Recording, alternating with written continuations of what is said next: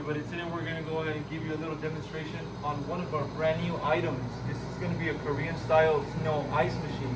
So we're going to go ahead and demonstrate today how this unit works. And with our demonstration, we're going to go ahead and use apple and grape juice. Okay, so we're going to go ahead and use apple grape juice, and we're going to go ahead and demonstrate how it works. We're going to go ahead and start off by placing the juice on the top insert. Okay, once we start placing that juice on the top insert, you will see the machine start to work and create it into that snow ice texture.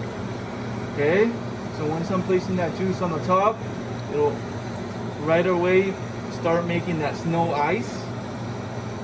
Okay, now you can control the speed of the unit. There's a control on the side for the speed. If you want it to work a little quicker, you can control that, or if you wanted to go a little slower, you can just control it on that side control on the unit.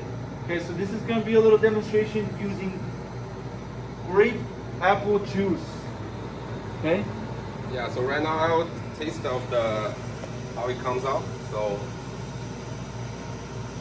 yeah, you can taste 100% the juice flavor, but with more refreshing texture, like the flake ice. Yeah, so it's good.